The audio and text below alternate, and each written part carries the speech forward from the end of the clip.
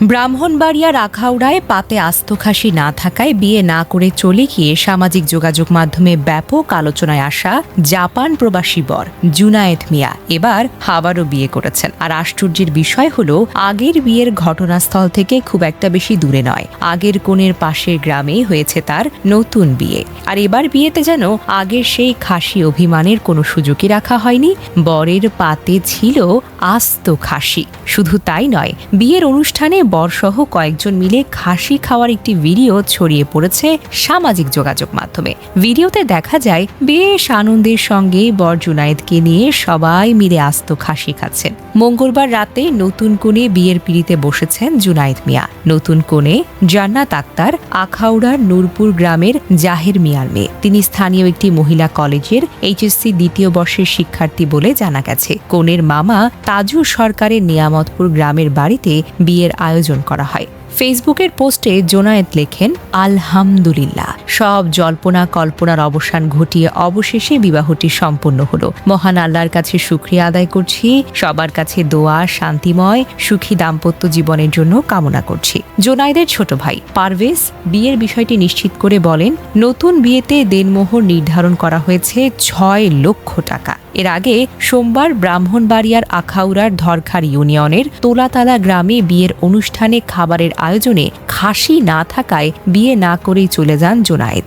ঘটনাটি পরে সামাজিক যোগাযোগ মাধ্যমে ছড়িয়ে পড়ে। সেদিন খদ্দরে বসার পর পাতে অন্যান্য খাবার থাকলেও ছিল না আস্ত খাসি, আর এতেই নাকি শুরু হয় আপত্তি। খাসি ছাড়া খাবেন না এমন অবস্থান নেন তিনি। শুধু খাবার না খাওয়াই নয়, খাসি না থাকলে বিয়েও করবেন না এমন সিদ্ধান্তে শেষ পর্যন্ত বিয়ে না করে কনের বাড়ি থেকে চলে যান তিনি। কনে পক্ষের লোকজন তাকে বোঝানোর অনেক চেষ্টা করেন। কনের বাবা বলেন, আগে থেকে খাসির কথা বলা হলে তিনি অবশ্যই ব্যবস্থা করতেন, কিন্তু বিয়ের অনুষ্ঠানে এমন দাবি ওঠায় পরিস্থিতি আর সামাল দেওয়াটা সম্ভব হয়ে ওঠেনি। ঘটনাটি মুহূর্তেই ছড়িয়ে পড়ে সামাজিক যোগাযোগ মাধ্যমে। খাসি না পেয়ে বিয়ে ভেঙে দেওয়া এমন ঘটনা নিয়ে শুরু হয় ব্যাপকভাবে আলোচনা ও সমালোচনা। কিন্তু মঙ্গলবার সকালে নিজের ফেসবুক অ্যাকাউন্টে দেওয়া পোস্টে প্রথম বিয়ের কনে পক্ষের বিরুদ্ধে পাল্টা অভিযোগ করেন জুনায়েদ। তার দাবি, বিয়ের আসরে খাওয়া দাওয়া শেষে কনেপক্ষ পূর্ব নির্ধারিত অঙ্কের চেয়ে 10 গুণ বেশি কাবিন দাবি করে।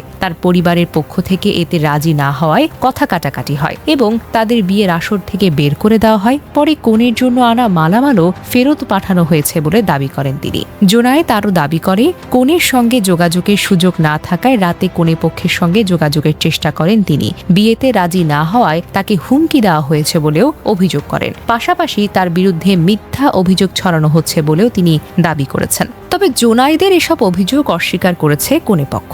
তাদের দাবি, শুক্রবার উভয় পক্ষের উপস্থিতিতে লিখিত ফর্দনামায় 2 লাখ টাকা নগদ কাবিনে বিয়ের সিদ্ধান্ত নেওয়া হয়েছিল। বরপক্ষের প্রতিনিধি মনির হোসেন ওই ফর্দনামায় স্বাক্ষরও করেছিলেন। তবে হাসি ঠাট্টার আড়ালে আগের ঘটনার একটি গুরুত্বপূর্ণ দিকও রয়েছে।